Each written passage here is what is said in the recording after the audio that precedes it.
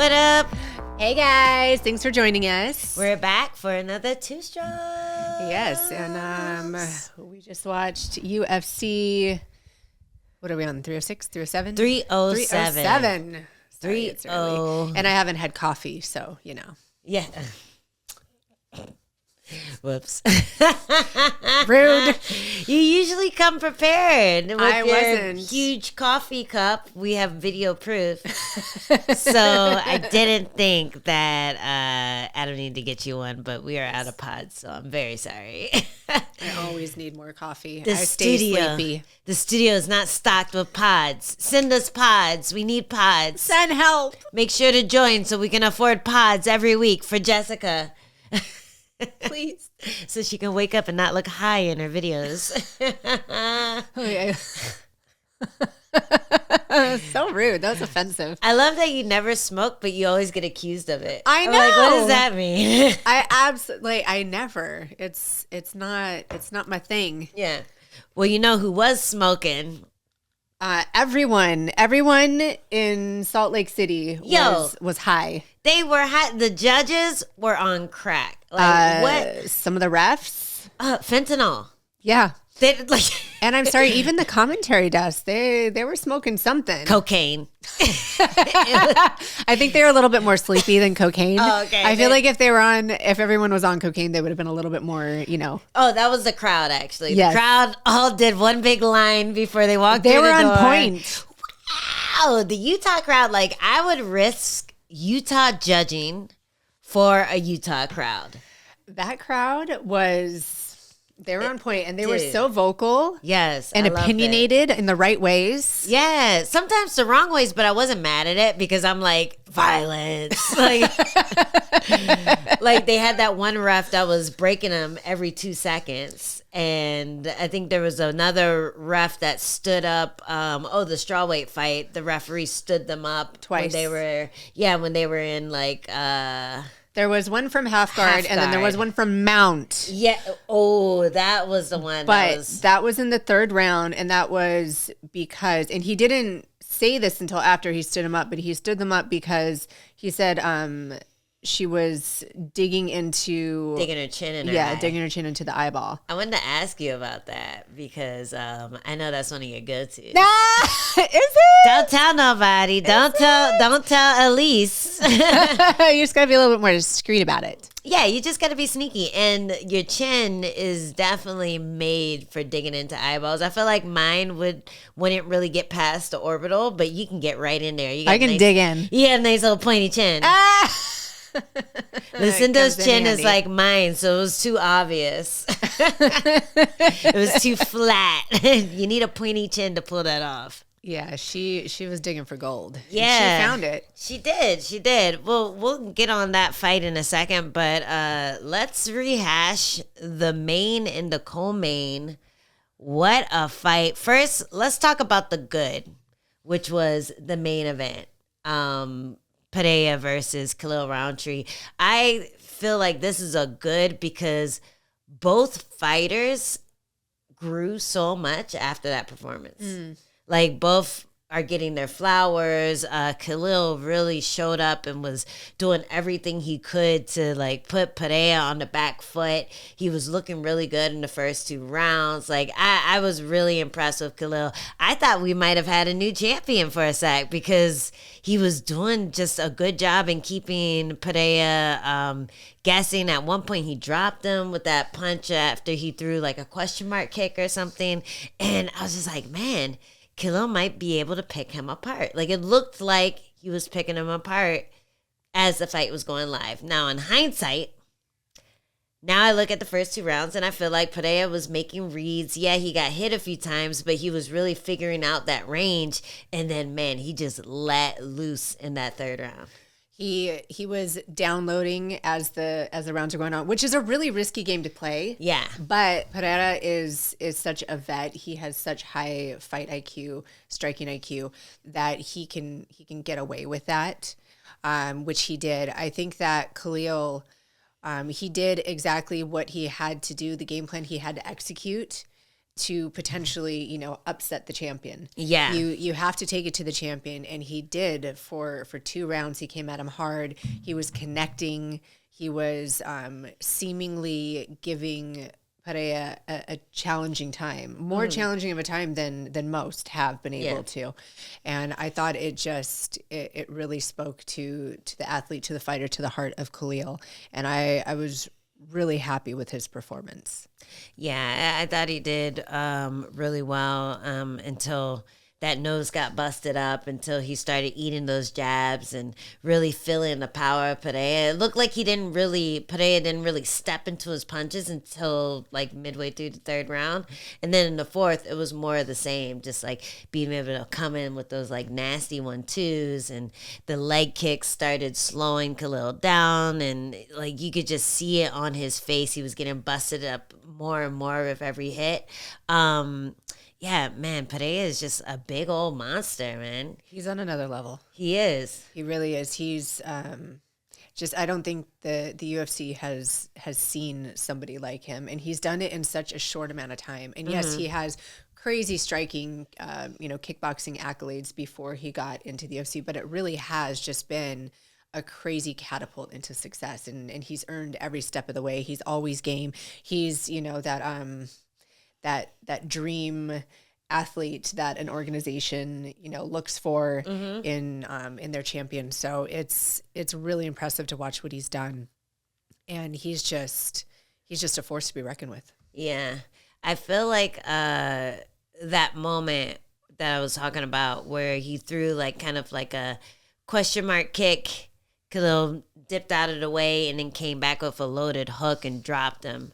I feel like Khalil's going to look back on that moment and be like, because he backed off immediately. I think he might have felt like, and this happens to all of us, where you hurt somebody and your corner is yelling because they heard it or they saw it in the opponent's face, but because you're looking at everything, you might have missed the tells. But you hurt someone and then you back off thinking like it was just a slip, or you landed clean, but it didn't really do that much. Let's reset and get it going. And you could see that was a legit drop. Like he didn't just knock him off balance. Like he hit the chin and the legs collapsed underneath him for like a split second. And I felt like he should have jumped on him in that moment. He went back to the center, kind of regained his composure and started getting back on rhythm. But like that was the moment that he should have swarmed. And he was swarming every now and then in the fight already. So it was like, that was when that would have worked. And I think he's going to look back on that and be like, almost had the champ. I almost had it. And that was before Pereira started pulling ahead too. It was, I think the second round. Yeah, the second round he did that. And in my head I was just like, oh my God, he's gonna do it. And then he backed off. Yeah, it's one of those things that sometimes a fighter misses, as you were saying, or sometimes fighters just react in a way where they get excited and they'll close distance when they have a fighter hurt, and they'll start trying to clinch and do something else that didn't get them to that point of success. So it's just sometimes our emotions or the tunnel vision, it just kind of blurs what's reality and what's really happening. Yeah. And sometimes fighters get excited or don't realize the success that they're having. Yeah. Did you see our boy Jamahal Hill's reaction? I did, and I'm sorry, but Pereira had a really good comeback for it. Oh, no! It was really good. I'm sorry, I got to give credit where it's due.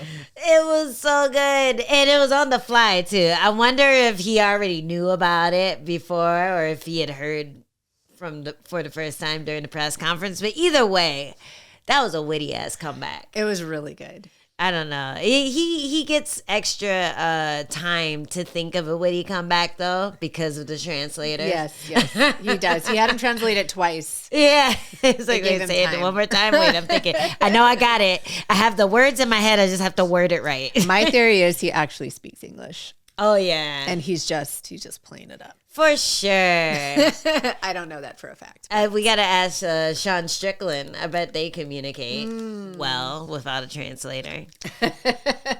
That's so funny. Yeah. Jamahal Hill, we didn't even say what happened. Jamahal Hill was yawning afterwards because, of course, the camera pans to him and he's like yawning afterwards, like, after Pereira knocks out Khalil Rountree. And they mentioned that in the press conference. And Pereira responds, oh, maybe he just woke up from UFC 300.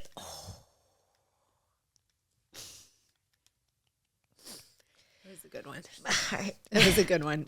Heart. Okay. But Jamal, like, I saw he like responded on Instagram or something, and he was like, "That was a good one, but I'm coming for you." So he took it with stride. He knew what he was doing. Yeah, of course. He knew what he was doing. He was Jamal is welcoming the great hate. at self-promotion. Yes. No press is bad press in his mind. Yeah. And I love it. And honestly, he's so quick and sharp with his words that he's like not afraid to get into like a battle with somebody. Some people will, drop a bomb and then they're like, when they get responded to, they're like, whoa, what are you talking about? Wait a second. No, you're not. Like, I was just wanted to say one thing. You can't do that with Jamal. Well, you know who I felt like had a little bit of that happening to them? Juliana Pena, when her and Kayla Harrison was going at it. The pre-fight presser? Yeah. I feel like Pena finally got a taste of her own like little shit talk medicine, and she didn't like it. I wouldn't like it. But I don't get into those kind of like wars of words with. You're so classy. I just, I like to conserve my energy. Didn't you give Joanna like a Lord of the Rings ring or something?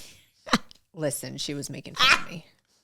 And honestly, so no. We're going to talk about this right now because I still get hate for it. I mean, it's not like we didn't all call her Smeagol when she would do the. I was not saying that she looked like it. I said her stance. Yeah. Her stance reminds me of this. And people were like, oh my God, shots fired. All of like the stupid MMA websites just like went in at it. And I was like, oh my God, what is happening? As a woman, you can never make fun of another woman's looks because that is you being a hater. I was not saying anything bad about her looks, but that is how everybody interpreted it. Yeah. And all of a sudden I am a huge villain. So I just decided to lean into it. Oh, nice. As she's leaned into you, you gave her what she really wanted. Precious. Precious. Oh my God, I still hear about that. It's just it's a little bit out of character for me. Yeah. I'm like not really comfortable in that like heel villain kind of position. I dabbled in it and I'm just like, you know what? Not for me. You're more of the like mysterious, shadow in the back of the room kind of. I'm a lurker. Person. Yeah, you lurk. You like things, you don't comment on them. And you don't follow them. You just like them if it shows up on your For You page. No, that's very true. That's very true. I'm not committing to liking you, but I'm going to like that post because there's a dog in it. I like that. We'll see what else you have, and then maybe I'll consider a follow. We need 3 likable posts, otherwise I'm not joining. 3 is the magic number. Well, yeah, Pena and Kayla Harrison went at it, and I feel like she should have been a little more prepared just because she knows, I'm sure she knew that Kayla Harris, she has a mouth on her. Harrison. She has a mouth on her. She likes to promote herself. Pena likes to promote herself. I feel like she should have been more prepared for that scuffle, but it seemed like Kayla was more ready for it than her. Well, she just made very valid points. It wasn't even like anything like crazy, out the side of her mouth or anything like that. She just came with facts, and the facts were the easiest way to own someone. Yeah. But hey, I would love to see that fight, and it looks like the judges wanted to see that fight. They really wanted to see that fight too, because there is no way that Juliana Pena won the first round against Raquel Pennington, and that fight, man, we just rewatched the first round just to make sure we weren't biased or whatever. We both picked Pena to win, but that first round, it was all Pennington. I thought Raquel showed up in a way. She was just her best self that fight. Mm-hmm. I think that's the best we've seen her. Her boxing was so sharp. She was landing power shots enough to drop Pena. And the judges, I'm just not sure how they got that first round. I think they got the other rounds correct. I agree with their scoring, but the first round, I just don't see how that happened. And who picked up or scored it for Pena in the first round? That was Sal D'Amato and Mike Bell. Repeat offenders. Both on my list. Actually, I'm not sure about Mike Bell, but well, he is now. He's on a list that I've seen before. Yeah, he's on someone else's list for sure. Sal D'Amato, been on the list forever. Man, it sucks when, and that's what I'm talking about. It's like these tenured judges that a lot of times, more often than not, get it right. They will go in cahoots together. This is my foil hat coming out. Oh, we're going down the rabbit hole. They go in cahoots together. You have Sal D'Amato, you have Derek Cleary, you have Mike Bell, you have a couple other guys. Douglas Crosby is no longer there, but I feel like he was the ringleader. Yeah, he's probably they're probably still in a Discord somewhere he's sending the orders for his minions. All right, guys, we're gonna make a little money tonight. We're gonna put all this on Pena to win, and we got 2 guys that are gonna make it happen. Like, that's what I feel like is going on, because it doesn't make sense how they can get it right for one fight and in the same night screw it up. And they're scoring off of like contrary ways to win. Yeah. So we saw a lot of, grappling being separated, grappling being stood up. And we saw a lot of times that they'll just go for the striker that wins. But last night we saw a lot of pressure winning. Yeah. When damage was done, that could, possibly take that round away, and it wasn't granted. And then in the Carla Tisha fight, where there was pressure and strikes from Carla, she ended up losing 30-27 on somebody's card. It's crazy. 30-27 to Tisha. I had Carla winning the first and third. It's so crazy. So we don't know what's going on with the judges, but let's go back to the Pena Pennington fight. Aside from the first round, I think that was the one that was under the most, like, I guess, wavering, because the other 2 or the other 4, it was clearly 2 for Pena and 2 for Pennington. Pennington ended really strong. Pena got some takedowns in the second and third. And I think it was just a really clear cut decision. I think the only reason people are debating the first round is because of what the judges said. But it was one of the more clear rounds of all of them. Mm-hmm. So, yeah, I don't know. I feel really horrible for Raquel Pennington. I feel like she got screwed out of her title. You could tell that she worked really hard. Like you said, she looked better than she ever has. And it's wild because I felt like Pena was fighting worse against Raquel than she did against Nunes. There was not a lot of forward pressure that we typically see. Yeah. And I have to credit it to Raquel Pennington, her sharpness and her power that she was throwing with those punches. Her jerk off jab. Stop yourself. I've never heard it called that before in my life, and I can never unhear it or unsee it ever again.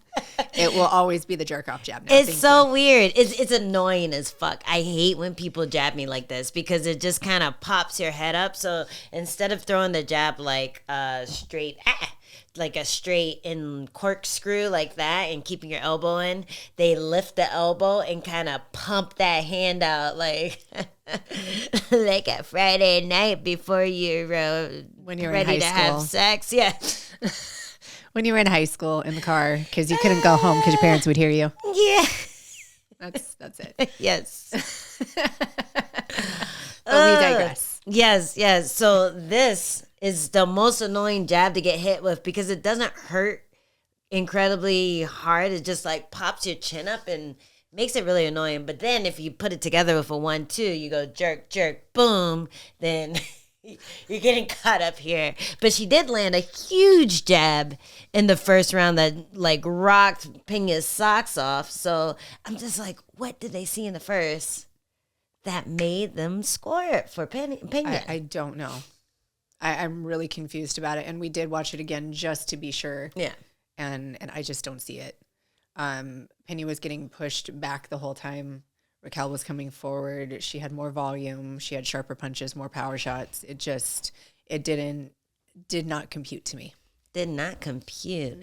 But what it did compute to was that Penne Harrison title fight and fight promo that we were actually itching for. So I guess we can't be too mad because we're going to get fireworks. We are. And hopefully she doesn't have Bilal in her corner again, boring up her game plan. Well, I mean, you would think that with Bilal in her corner, there would be a lot more, high crotches and cage pressure and, all that. Yeah, it's like she didn't take any of the great things that Bilal does and only took things that people hate. Strictly for intimidation. The boredom. Leave them alone. But no, I definitely expected to see more takedowns and stuff from her having him in her corner. But, it takes some time for that stuff to stick. Like if you're doing a new technique, working with somebody new, a lot of times it takes maybe a year, maybe a few camps for you to really trust in those techniques and really go for it.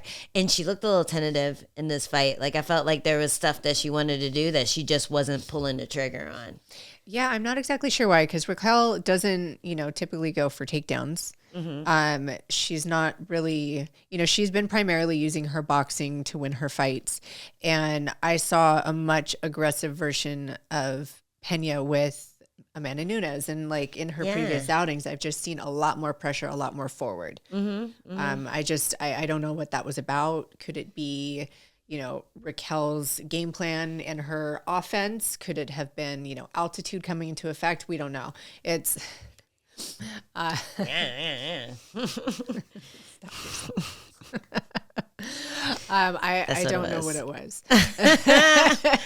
I mean, altitude is something I kept forgetting about this fight card because the fights were so crazy. Like the fights are really high output, really energetic. So that could be a factor too. The altitude definitely could have played a part in this fight, in the Aldo fight, in certain fights where the fighter just didn't seem to have the same scrambling ability that they usually do, the same explosion that they usually have. So that definitely could have been something too. We'll have to see what C-level Pena looks like when she fights Kayla Harrison inevitably. But it looks like she's already trying to duck her. They did set that up. They did tease that. They had Kayla Harrison in the back after the title winner was announced, and they tried to direct the questions to Pena, and she completely skirted them. Yeah. And you saw Harrison's reaction, just saying that she was running and ducking. I don't know what that was about, because the pre-fight presser was obviously like contentious and leading up to that moment, and then for her not to have a comment on it was strange to me. It was kind of out of character. I might be crazy for thinking this, but I feel like Pena versus Harrison would be bigger than Pena versus Nunes. I think so. Right? Like, I feel like it means more, first of all, because Nunes would just come back and win or lose. She'd probably retire after that. Yeah. She's not going to go back into the rankings if she lost to fight some other up and comer, and she's not going to stick around to fight Kayla Harris because that's why she left in the first place. So we don't know that to be true. Well, it's not why she left, but it's why she left her gym. I think there was like a weird energy with this up and comer who had her eye on her and potentially wanted to fight her, and they're training in the same room together with the same coaches. Like that wasn't her jam. I don't think anyone would like that. So there's gonna be, I don't know. I would be surprised if she stuck around to fight Kayla Harrison after beating Pena again, if that were to happen. But I feel like it's just going to be a bigger fight because the weight class has finally moved on from the Nunes era, and now we're looking for a new person to be that like dominator at the top. And right now it doesn't look like Pena is going to be that person just because she's technically lost in the fans' eyes to the former champion. So now we want to see what happens with this other person that everyone has their eyes on. No, there's an intriguing storyline being built for sure. You know, Kayla Harrison coming in and beating Holmes and now beating Ketlin Vieira. Yeah. And she just looks like she's, you know, creating that momentum. She's, you know, well-spoken, and she creates a storyline that you're interested in seeing. So I think, you know, I think that we have our next person to watch out for. No, for sure. And who do you think, if Kayla doesn't fight Juliana Pena next, who do you think it should be to get that next step up to the top? Hold on, let me pull up the rankings. I mean, Pennington would be an easy Do you think match that? to make. So I was wondering. I'm like, I wonder if there's a clause for an immediate rematch, because it was, in my mind, a weird decision. But I also feel like the narrative that the UFC would most like to promote is this buildup between Pena and Harrison. Exactly. It's like immediate rematch makes sense when there isn't money to be made in another fight. Yeah. So you could do, I mean, Norma Dumont. Ooh, Demond has been on fire lately. Yeah. I don't think they would make that. Oh, do you mean for Pena or for Kayla? Either one. Yeah. Either one, I could see that. I feel like they wouldn't do that to Kayla until she got the belt. Maybe. No, Just I because, agree with that. Yeah, Dumont seems like But I feel like Dumont should be next in line. I mean, you also have Macy Chiasson. Yeah, that would be a good one. And she's ranked 4. Norma Dumont is number 5. Okay. So I think either one of those ladies, you know, could be next. Yeah, I feel like for whatever reason, I feel like Macy is a little more beatable for Kayla right now. Both are a step down, apparently. Kayla's ranked number 3. Yeah, that was a fast one. Well, Ketlin was ranked number 2. Okay. She's, you know, probably going to down. I think we'll see some shiftings come Monday. Yeah, for sure. And we'll see where everything lies. But I think that, I don't know, like Cara Rosa, Yana Santos, I think those ladies should be up a little bit higher, to be honest. Yeah, it's kind of weird, right? I think I'm seeing a weird.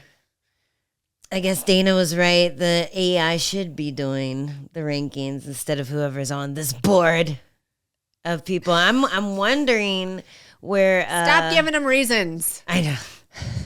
Stop giving them reasons to take over. I'm wondering where Lucindo is going to land after her big win against Marina Rodriguez. So Marina Rodriguez was number 6. Yeah. And Lucindo was number 14, was she? Yeah. Let me just double check that. She was on she was 14. On the thing, on the broadcast. 14, and Marina Rodriguez was number 6.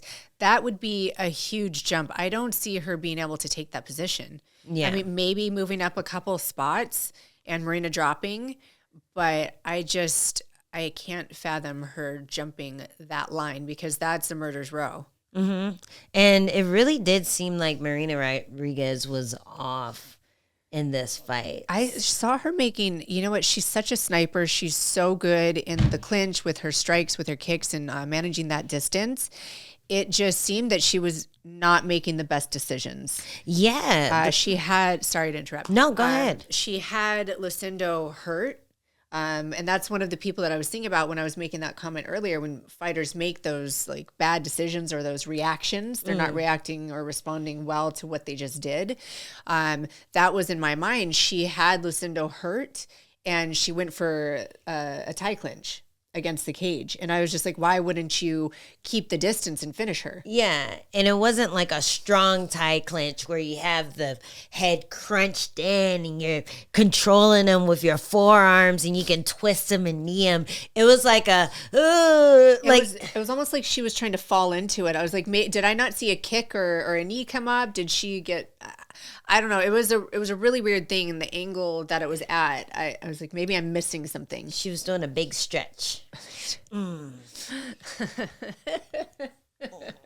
Big stretch. And it wasn't working. It wasn't doing anything. I was getting so frustrated. And that's one of the fights where I was like, maybe the altitude has come into play because Marina Rodriguez is a little taller.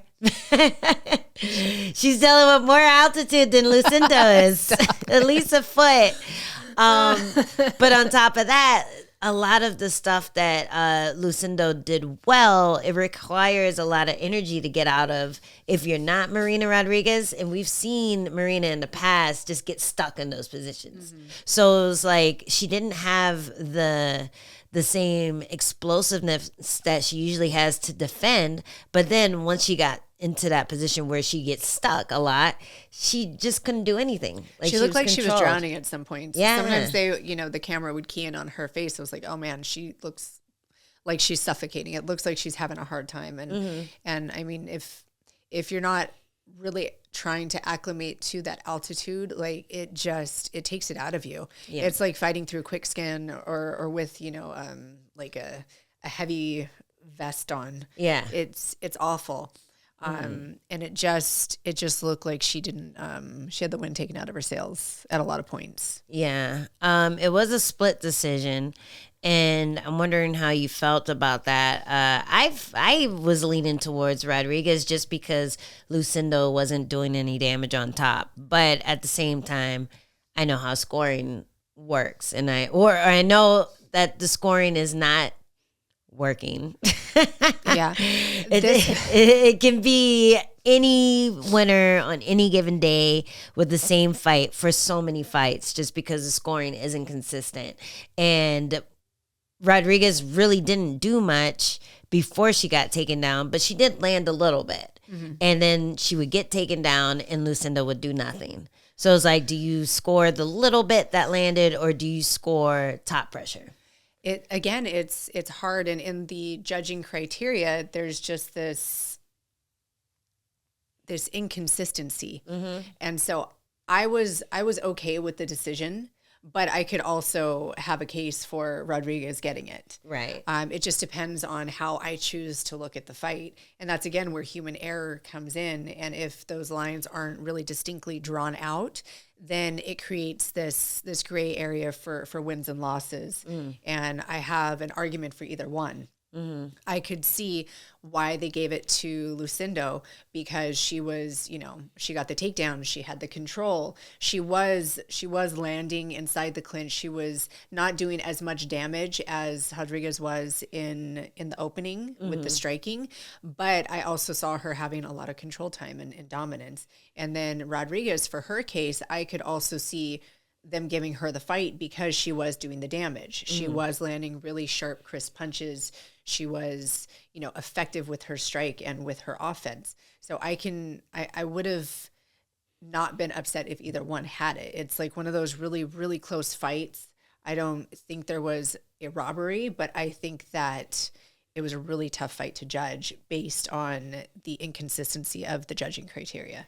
And a lot of, or a little bit of the fault lands on Rodriguez too, because she's been in this position before where she's somehow gotten either a draw or a win in close fights by doing the same thing where she gets taken down, she holds, and she tries to stop the person from progressing as opposed to getting up, getting a sweep, going for a submission, something like that. She's kind of leaned on that ability to hold people and be frustrating instead of working on ways to use offense on the ground, working on ways to get back up, to defend a little better. It's almost like she relies on the stand-up or she relies on inactivity from the person on top. And like she's had maybe 2 or 3 draws like that. She's won split decisions where I know I would have lost if I had performed the same way. So a little bit of the fault lands on her too. Yeah, and I think that it works. You don't want to change because it keeps working, right? So I think finally it didn't work for her, and this is an opportunity for her to learn and grow and adjust because she has always been, in that top tier, close to potential, one fight away from title contention. And, these things keep happening to her where she loses because she's on her back or she's getting, just kind of neutralized in these positions. And as you were saying, she's not fighting out of it. She needs to evolve. If she wants to, break that top 3, get into title contention picture, she's got to make those adjustments. And for somebody that is ranked so high to not be making those adjustments, it's kind of frustrating. And I can't feel bad for her because it relies on her. Yeah. No, for sure. What do you think's next for Lucindo? Man, it's a big jump. So she's going to get a top 10 next. Maybe she'll get a top 11. Maybe she will. Oh, are you calling your shot? Let's go, Lucindo. Are you calling your shot? I know how to defend a body lock takedown. Come on. Let's do it. I would love that fight. I look at a fight like this and I think, you know, she's had a few good wins, a few exciting wins. But there's still a lot to pick apart when it comes to having that experience gap between me and someone like that, and being able to see, oh, okay, like she's not really doing anything here. I could probably capitalize there. She kind of whiffs on her punches. I could probably pull one out and then hit her with the counter. Like just using that. Well, let's not give away the whole game plan. I mean, yet. That's just from what I saw, but who knows? I might hit her with the little little jerk off punch. I'll put my chin in her eyeball. Oh, yeah. So, I guess we already talked about the chin and the eyeball thing. You should do a tutorial. You should do that. I feel like that should be the tutorial that we do. We'll do chin in the eyeball and the body lock takedown. Okay. Yeah. Body lock takedown to the chin and the eyeball. Some people were just blessed with a long chin. Natural ability to eye poke with not your fingers. It was crazy that they were stood up and it wasn't warned first. You know what I'm saying? That is true. I heard Adam yelling it. He was like, yo, she's putting her chin in her eyeball. But I'm like, I feel like that's legal. But then I think you told me that.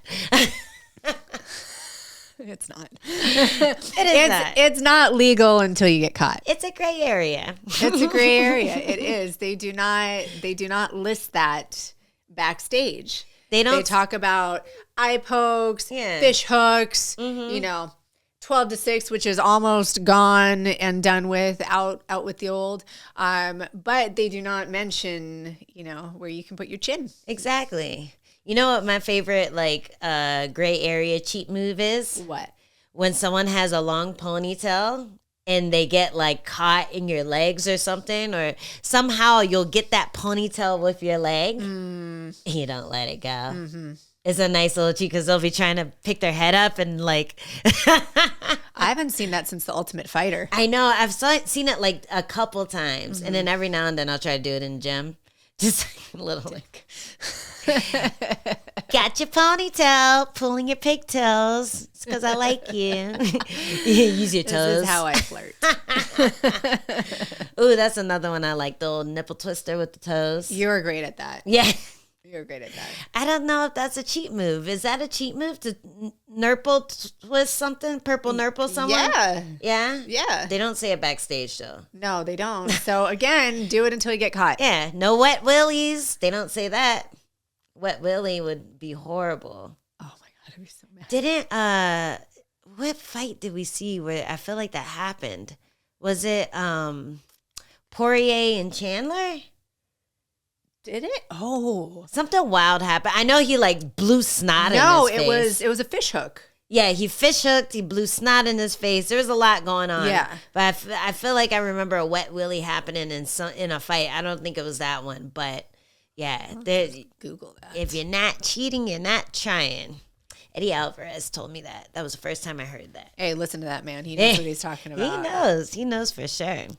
Going back to weird judging, let's take a quick look at Aldo versus Bautista before we head to our bonus. But man, so this was another one we had to rewatch because I am extremely, extremely biased to my boy Jose, formerly known as Jose Aldo. Finally saying it right. Wow. Formerly known as Jose Aldo. By the way, Eddie Alvarez and Dustin Poirier was the wet willy. Was it? Yeah. Oh, I want to see. Yeah. I'll play it for you in a second. Okay, yes. sorry. Okay, I knew it happened. I knew I wasn't making shit up. But, okay, so both of these guys are incredible fighters. Bautista isn't as well known, but he is insane. And so I was a little disappointed at his game plan for this fight. Yeah, but he won off of it. And this is what they were trying to do away with. You know, we hear damage, damage, damage. He did not do nearly as much damage as Jose Aldo did. No, he didn't. And he won the fight by grinding it out. But if you look at our current bantamweight champion, he also fought Jose Aldo this way, Jose. So who's at fault? Or not who's at fault, but who's to blame this guy for doing the same thing?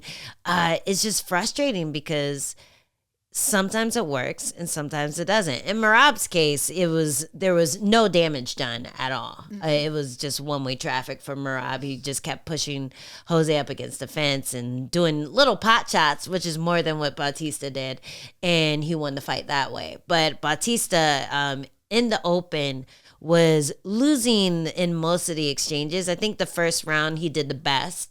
But then the second and third, Aldo started catching his range, really landing on him. There was like that moment in the beginning of the second where he like landed that knee. He was landing jabs. Like he was just picking Bautista apart. And then he would get pushed up against the fence again. And then in the third, more of the same. There was a little more back and forth with Bautista in the stand-up, but Aldo was the only one actually trying to hit because Bautista was so busy pushing him up against the fence. And that third round, I feel like, was the one that got him the win.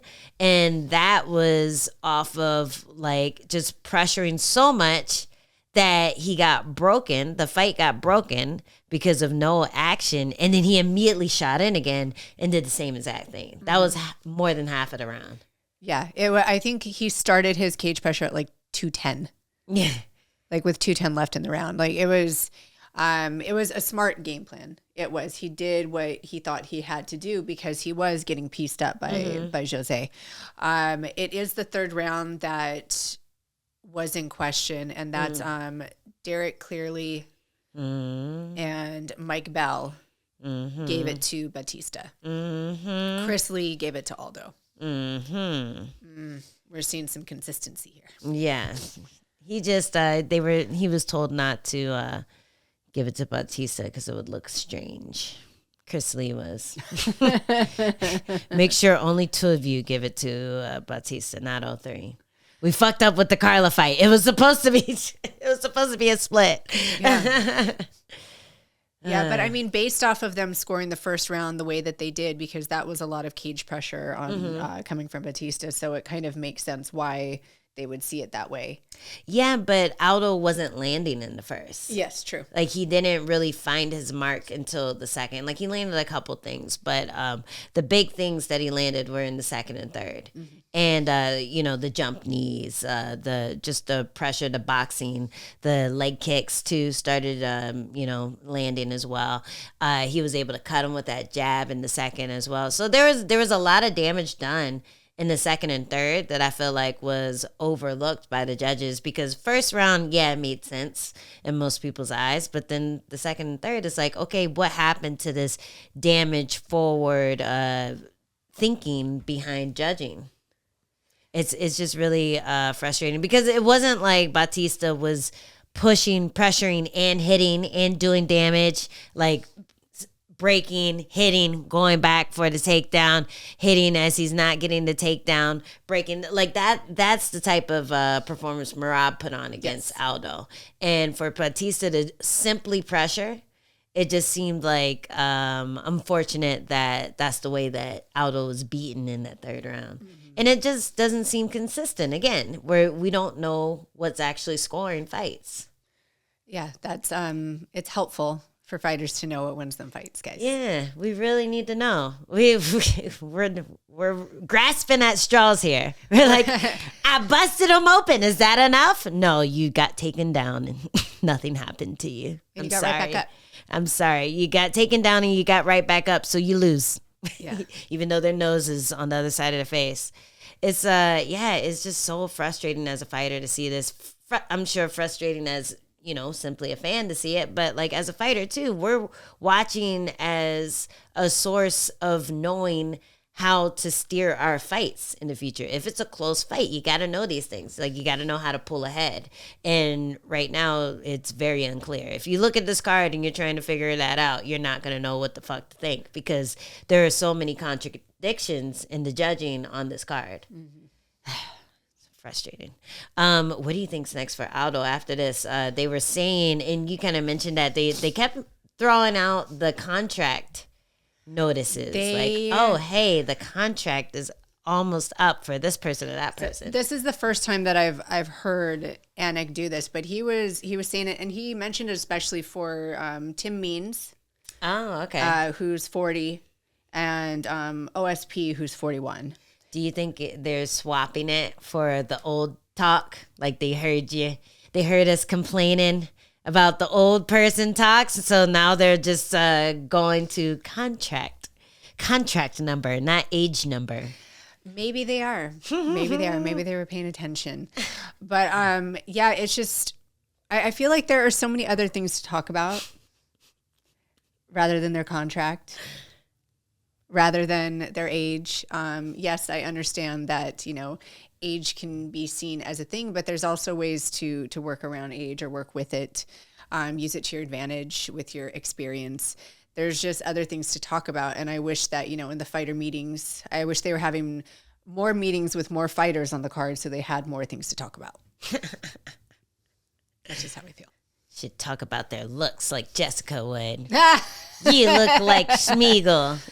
Stop it. No, she would never. She's too classy. I did not. She did not, and she will not. Mm-mm. That's my job. What are friends for? Like, she did look like Schmeagol, though. It was the posture. Just in that posture. It was the posture. Posture can change everything. Mm-hmm. Yeah, the contract talk is new. I feel like they're trying to set up the conversation for, is this person still gonna be in the rankings in a few months? And I think, well, with Tim Means and stuff, I guess that's not really a debate. But with Jose Aldo, he's fighting these guys who are right up there, and he's trying to prove that he belongs despite his age, despite his cage age too, which is always different from your actual age. So yeah, I feel like that has something to do with it, not just the fact that they're at the end of their careers. But it is interesting. I'm wondering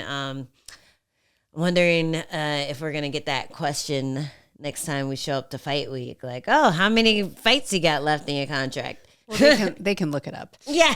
I'm sure they have that in their notes. Oh yeah. They must be able to. I feel like maybe it's information that they're willingly giving too. Mm-hmm. Like, they'll say, what's your motivation for this fight? And then the fighter will go, well, I have one fight left in this contract, so I want to make a mark. Like, so I feel like that happens more so than Anik going, hey, how many fights you got left in your contract? No, I feel like they just slip it to him. Like, when I used to do, I used to get like a little pamphlet when I would do, commentary. And there would just be like facts and notes. And then in the fighter meeting, I would be able to like ask questions based upon that, or, do my research based upon that. So I feel like they're just given a lot of stuff. Yeah. They train at this gym. They have one fight left in their contract. They are over 40, so there you go. Take them out to the pasture and shoot them. Why don't you? Yeah. Womp womp. Well, Jose Aldo was ranked 10 and Bautista was ranked 11. So definitely going to switch positions. Mm-hmm. And honestly, though, like, somebody like Jose, I feel like he can call his shot still. Yeah. They can give him a list of names, or he can throw out a name. So I don't necessarily know who they would give him. I'm sure that he could call it, though. Yeah, you definitely think he's going to stick around and fight some more. Yeah, I do. Yeah, I think the motivation is there. I think maybe Salt Lake City isn't his place to fight. I feel like it's kind of cursed. I have a few places. Keep him in Rio. Yeah, I have a few places like that too. Like I broke my Apex curse with the Pinheiro fight, but then it came back with the Ricci fight. So I'm like, fuck the Apex. And then I have a few cities that I don't like either. Aldo should stay away from Salt Lake City. Yeah, I mean, Just I stay think away everybody from should. there. I really do. I really do. It's so hard on the athletes. It's so hard on the athletes. I mean, it's a great crowd. It's a great town. It's just that the altitude, the adjustments in camp that you have to make, and a lot of people don't necessarily have the resources to move their whole camp to the altitude to acclimate properly. So it's just, I don't know. I think that the fighters lose in that situation. Yeah. And then the judging too. It's like, were the judges affected by the altitude? Because they're the same judges. That's the question that we always get. They're not like special Utah judges. They're the same guys. Well, and even the refs, like maybe they were having a problem with the altitude too. Well, let's talk about the ref in our bonus. There was a ref that royally messed up, but it would have been nice to have him in the Aldo fight. Right? It really would have. I feel like Aldo would have snuck in an extra eye poke if he was reffing them. But we'll talk about that. There's a few more fights we want to hit on. We want to hit on Carla's retirement too in that fight. And talk about Jess getting ready for her fight against Elise. Two. All right, we'll see you in the bonus. See ya. If you join us, you can get it right now. If not, we'll see you Tuesday.